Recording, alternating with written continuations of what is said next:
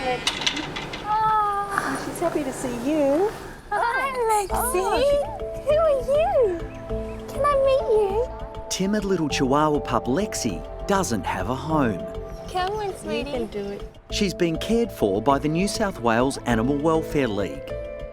Rose has brought Lexie to see Lisa at the Bondi Referral Hospital SASH to find out what's wrong with her leg. She came into the Animal Welfare League yesterday and the owner couldn't look after her anymore and couldn't afford any veterinary treatment. Okay. And we've been noticing that she's been limping, so there's certainly a problem there. Okay, and any idea how long it had been like that for? The owner thinks that she's been like that for about 6 weeks. Oh, wow. Yeah. Whether or not she's been dropped or maybe stepped on by accident. But at this stage, yeah, we don't really know what the story is or why treatment didn't really go ahead at the time. Yeah, she's really not using that leg well at all. Yeah, it looks really sore. Yeah, and she's got the energy and she seems really happy, but she just keeps hopping along and lifting that leg up. Yeah. Physical condition is just great. Yeah. The next thing we've got to do is collect the data, establish how old they are, how much they weigh, and gain some measurements, just get a better understanding of the plats here. Way out west of Sydney, Tim has caught 4 platypuses. Lovely. That's what we wanted. A thorough health check will determine if the relentless drought is taking its toll on these delicate Aussie icons. We're looking here for the bend in the tail, and it's an indicator that's fat storage. So it's telling us what type of condition the plat's in. So, I mean, I don't think that the plat's necessarily too overweight. I mean, I'd probably give that a 3.5.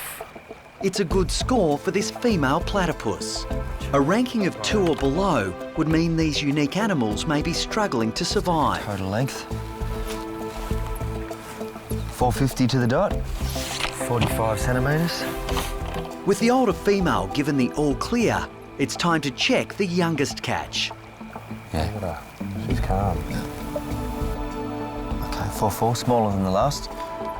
Catching a juvenile is everything because it means that everything is moving forward. The next generation is here. We're pretty lucky to see you, aren't we? We're pretty lucky to see you. Now we've handled the girls, got a bit of practice. It's gloves on, extra precautions. Look at that. I mean, the girls are cute, but that's pretty impressive, hey? Right, mate. And let's sit him down, Mike, you on the tail. Yep. That's just a different feeling animal. Big, Yeah. Strong. Yeah. Okay.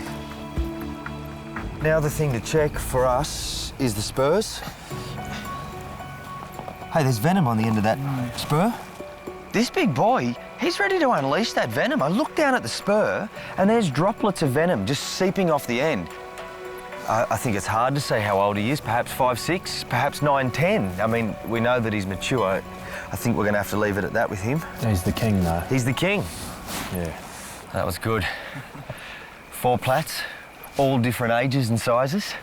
Main thing is they're all healthy. That's brilliant. We've even got a young plat that says this whole system is ticking over. Now for the special part, letting them go. There you go, buddy. That was a good release, mate. Yeah. Yeah. First wild plat. Yeah. Off you go, sweetheart. They're calm, hey? Yeah, they are. Yeah. They're settled. Now, where's the alpaca? Through here. Through here? Oh, so this is him here. Yeah, this is little Jersey. Hey, little guy. And his mum fine.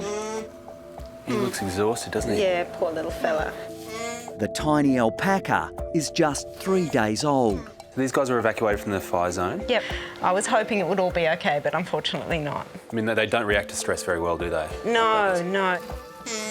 Our farm is under threat of bushfires. The fire line is only 6 kilometres away from us, so I made the decision that we had to get the animals off. She's so much better.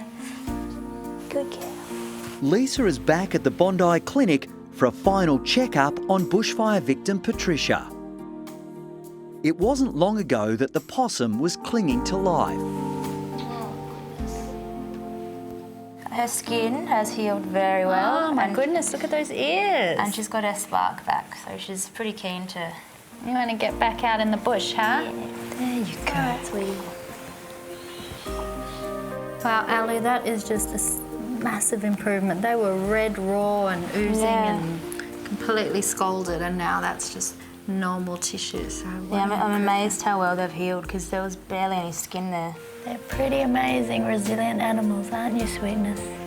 When I met Patricia, she was this poor, helpless burn victim.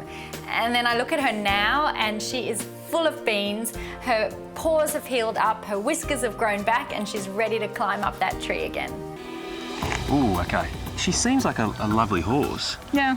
But she is so conscious of that other foal being around, and she knows that's not the one for her. Yeah. Even though it is her flesh and blood. Yeah. She's biting, she's kicking, she's snorting at it. I mean, she couldn't be making it more clear that she doesn't like that other foal. Yeah. In Western Victoria, Chris is trying to come up with a solution to help 7-day-old Dash. The tiny foal was born a twin, but now has been rejected by his mother and is being victimised. You look at this foal and the signs of rejection are written all over his body. He's got bite marks from her grabbing hold of him and essentially telling him to get lost. Wow, like mother, like son. Hey, don't you think he's getting enough from over here? If this couldn't get any harder for him, it just has, because his brother has now picked up on his mum's behaviour and he's also starting to bite him. And this is where I think it's time to make a decision on what we're going to do, because I just feel sorry for him. He's just getting bashed about. We have to take action. Yeah. Because that foal's only going to get more hurt and fall further behind. Yeah. The ideal situation for any foal is that it should be raised by its mother. She gives him food, but at the same time, she teaches him about life. She teaches him how to be a good horse.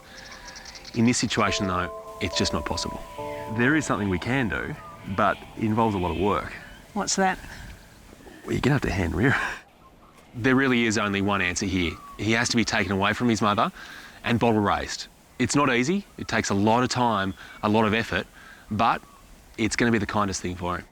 I travel a lot and I'm not always home, so I don't think it's an option for me to try and bottle rear it. But I have got a good friend in Hamilton who loves doing things like rear animals. He's got a few little ponies in the paddock that he could live with and have a pretty normal life and get onto the bottle. Yeah. I think that we've reached that point. Yeah. Chris is at the Coyne Island Turtle Rehabilitation Centre off Gladstone in Queensland.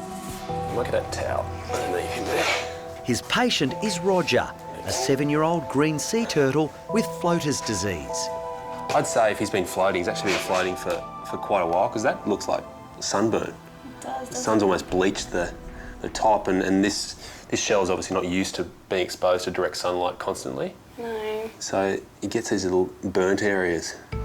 The condition causes gas to build up in the gut and body cavity, making the turtle buoyant. Roger is then unable to dive and feed off the seagrass on the ocean floor, leading to starvation and dehydration. My hope today is to try to give Roger some sort of helping hand. And the best way to do that, it seems, is to take out some of this air, to allow him to swim a bit more freely and hopefully then rest and recover. Has she lost the teeth? I lost my tooth. You lost your tooth? You did too, I can see that. But Daisy hasn't lost her teeth. Ah, wow. I've asked the tooth fairy not to take my tooth yet because I don't want her to take my tooth until Daisy gets her teeth pulled out. Can you take her teeth and my tooth together? Will you give something to Daisy? Okay, so what we're looking for is a package deal. If there wasn't already enough pressure on me with Olivia, Fiona and Annabelle on my case, I've now got the tooth fairy waiting for these teeth. And you don't want to upset the TF. Okay. There it is, still there. Geez, it's solid, isn't it? We get a lot of cats through the door here. I mean, Persians, Himalayans, Burmese, Burmans, we get the lot. Not this kind of cat, though. You are just a little bit special. Come here, come on. This is about as good as it gets.